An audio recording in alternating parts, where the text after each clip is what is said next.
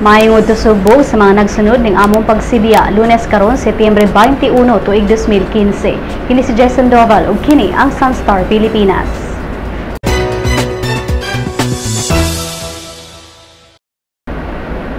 Gipatay nga si Karen K. Montebon gilubong na kagahapon dinhi sa Subo.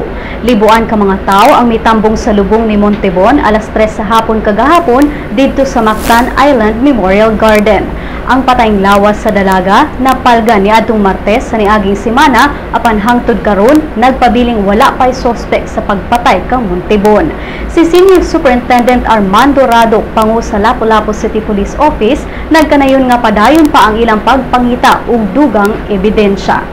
Matud ni Rado nga adunay tulo ka mga personahe ang ilang gitan-aw karon isip persons of interest apan wala kini nagpasabot nga suspect na ang tulo ka mga tao.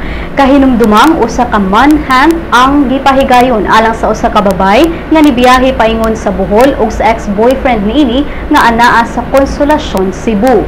Apan ang duha may presenta sa ilang kaugalingon sa buhatan sa kapulisan ug mihimakak nga aduna sila'y kalabutan sa pagpatay sa dalaga. Matud ni Rado nga walay basihan ang kapulisan nga dakpon ang duha tungod kay base lang sa circumstantial evidence ang gipahigayong manhunt. Dugang ni Rado nga pipila sa mga posibilidad nga hinungdan sa krimen mao ang attempted rape with homicide kun dili ba posibleng tig-anhaan sa balay sa biktima ang suspect kay wala man daw nadungog nga nipagot ang iro sa pamilya dihang nahitabo ang pagpatay. Sa bahing sab sa Criminal Investigation and Detection Group, si Superintendent Marlon Tayaba niingon nga aduna sila mga persons of interest ug tagsa-tagsa na nila kining gipang interview. Usa ka command conference ang ipahigayon karong adlaw sa Lapu-Lapu City Police Office alang sa pagtuki sa mga posibleng anggulo sa krimen.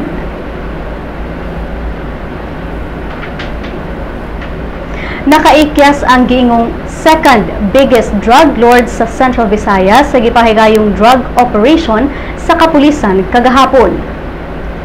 Giila ang maong drug lord nga si Jeffrey Diaz alias Jaguar kinsa mao'y tumong sa maong operasyon. Mukabat sa 4 milyones pesos ang gituohang shabu ang nasakmit gikan sa 12 ka mga balay nga anaa sulod sa compound sa pamilya ni Jaguar didto sa barangay Dulho Fatima, Dakbayan sa Subo.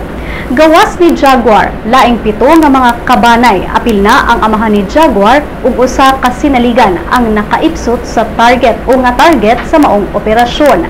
Si Superintendent Enrique Belcenia sa Cebu City Police Office nagkanayon nga nakadawat sila og taho nga nasigpatan si Jaguar apan dako na lang ang ilang katingala nga wala na kini sa ilang pag-abot. Nagduda si Belcenia nga dunay may pagawas og impormasyon kabahin sa ilang operasyon. Ug tungod niini, nagplano na ang PNP ug Philippine Drug Enforcement Agency kon PDEA nga pilion na nila ang mga muuban sa ilang pagpangronda. Minusa na usab nila ang gidaghanon sa ilang target matag operasyon.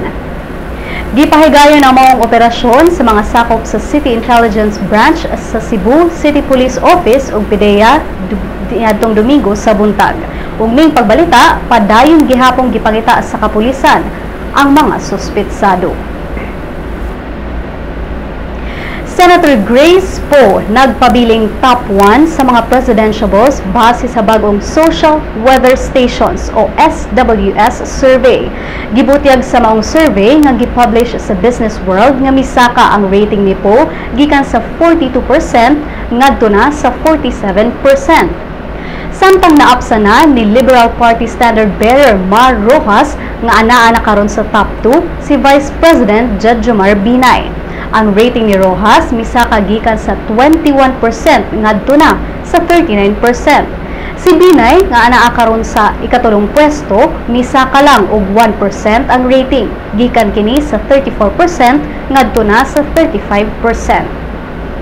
Ug nagpabilin gihapon sa top 4 si Davao City Mayor Rodrigo Duterte nga mikunhod ang ratings ug anaa na lang kini karon sa 16%. Mianunsyo na si Duterte nga dili siya mudagan pagka-presidente sa 2016 elections.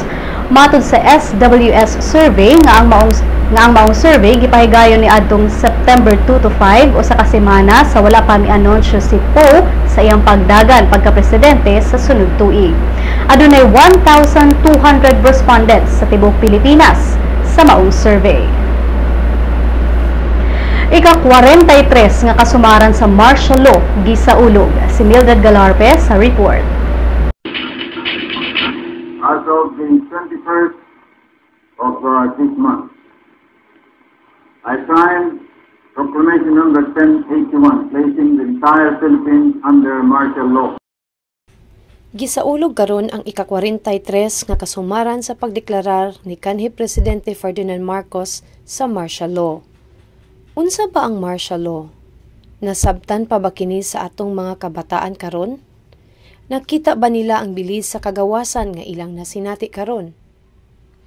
Ni atong September 21, 1972, gi-issue ni Marcos ang Proclamation 1081 diin gibutang ang entire Pilipinas ubos sa martial law. Daghan sa mga Pilipino ang nisakripisyo sa ilang mga kinabuhi ni adtong panahona. Tungod ni ini, gipanawagan ni Presidential Communications and Operations Secretary Hermenio Coloma sa katawhan ang paghinumdum ug ang pagpasinungog sa mga biktima sa martial law. Usa sa gibuhat ni Marcos sa iyang pagdeklarar sa martial law mao ang pagpaaresto sa mga leader ni atong panahona, ang pag-take over sa mga utilities sama sa Meralco ug PLDT. Iyang gimanduan usab ang military sa pagpasira sa dagkong mga newspapers ug broadcast companies sa tibuok nasod. Apan karon, matud pa ni Coloma nga tungod sa mga sakripisyo sa mga biktima sa martial law, na sinati karon sa Philippine press ang kagawasan. Usa gani kini sa pinakagawas nun sa tibuok Asya. Gani dinhi sa Sugbo, gisaulog karon ang ika-21st nga celebration sa press freedom. Kini giselebrar sa mga media workers kada tuig isip pagtimaan og paghatag og importansya sa press freedom nga nasinati karon ug ang pagpadayon sa pagprotektar niini. Sa pagkakaron, nakalatid gayud sa Constitution ang safeguards nga dili na mausab ang martial law. Gitagaan og gahom ang Korte Suprema sa pag-review sa tanang opisyal nga kalihukan sa gobyerno. Ako si Mildred Galarpe alang sa Sunstar Pilipinas.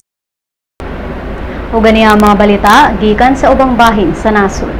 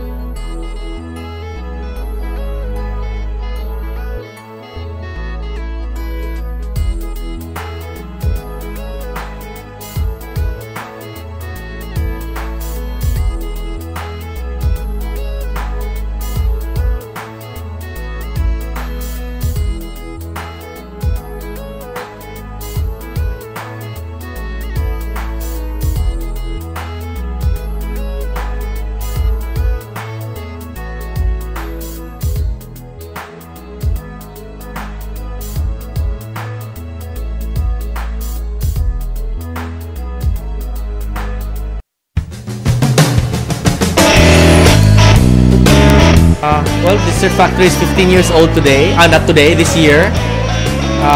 This is our third outlet. We have one in Ayala and then one in Salinas. Here in Ramos is our third outlet.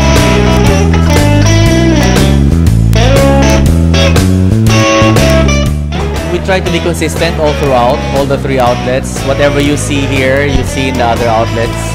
We serve everything from breakfast to desserts, your coffee needs.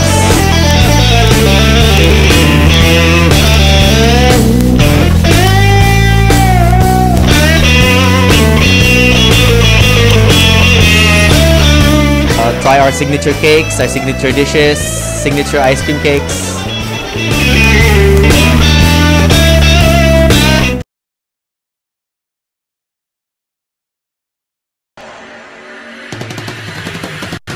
10 high school teams, 7 college squads, 2 divisions, fighting for the championship crown.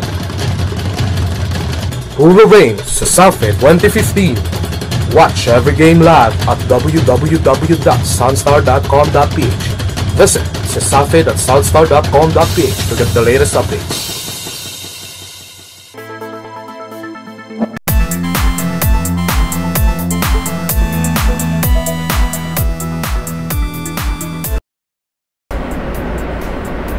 Human sa 7 ka tuig nga pagpinaabot, UC Junior Webmasters nakaabot sa High School Divisions Finals sa CISAFI Basketball Tournament.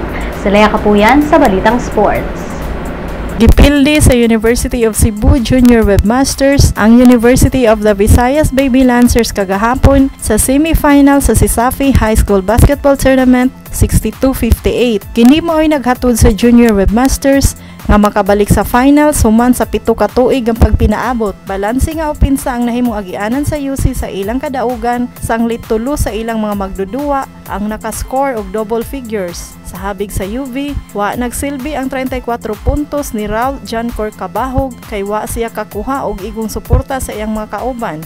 Ikasangkaon niya sa Junior Webmasters ang defending champion nga Sacred Heart School at Ateneo de Cebu Majas Eagles sa best of 3 finals karong Oktubre 6. Sa College Division, gipildi sa UV Green Lancers ang University of San Carlos Warriors 74-43. Gipanguluhan ni Alfred Godilla ang Lancers sa iyang 18 points ug 2 rebounds. Ang Lancers ug Warriors pareho na karon nga nagkupot og 9-2 winless record. Lea Kapuyan sa Balitang Sports. Mga kabisdak! Ani-ana ang atong magazine!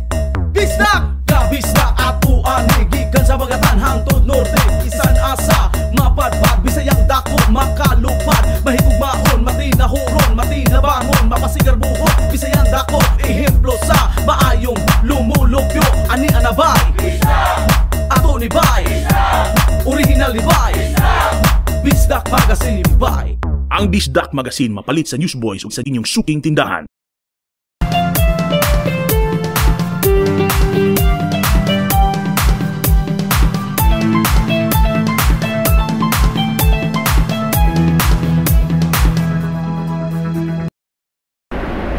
Melay Cantiveros ni transform isip si Mommy Dionisia kagabi.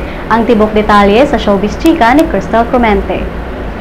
First ever winner sa Your Face Sounds Familiar nga si Melay Cantiveros, gi-impress ang viewers sa maong show kagabi. Kini tungod kay maayo niyang pagka-impersonate si Dionisia Pacquiao kinsa mas naila nga si Mommy D. Si Melay kinsa co-host na karon ni Billy Crawford sa maong show, nagsugod na og pasikat sa entrance palangdaan. Gisuon ni Melay ang ballroom steps ni Mommy D kinsa iladong hilig pod sa pagsayaw-sayaw. Dihang nagpaila na siya in character, kuhang-kuha po niya ang stinuryaan ni Mommy D. Ang highlight sa impersonation mao ang pagkanta na ni Melay og Wrecking Ball diin gisunod niya ang version ni Mommy Dionisia. Tungod kay kuha kaayo ni Melay ang character sa iyang performance, dili lang ang audience ang nalingaw, apil sab ang mga judges sa show ug co-host niya nga si Billy.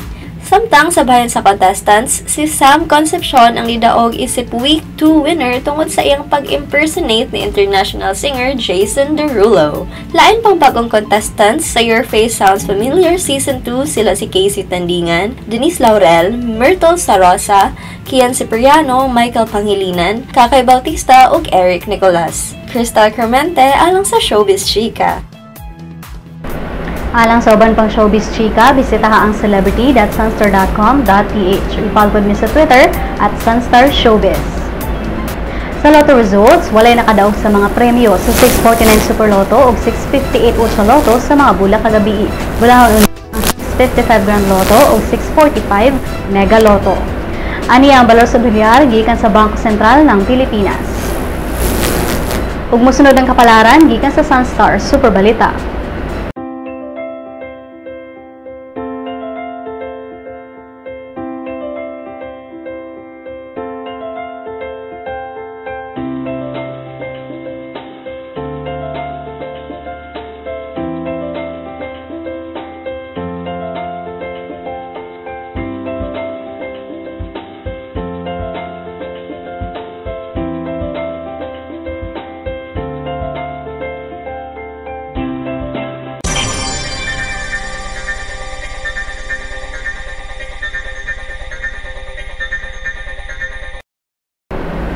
Dinhi natapos ang atong mga balita karong adlaw.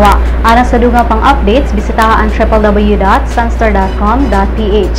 I-follow sab ang among mga updates sa Twitter at Sunstar Online ug sa Facebook, Sunstar Philippine News.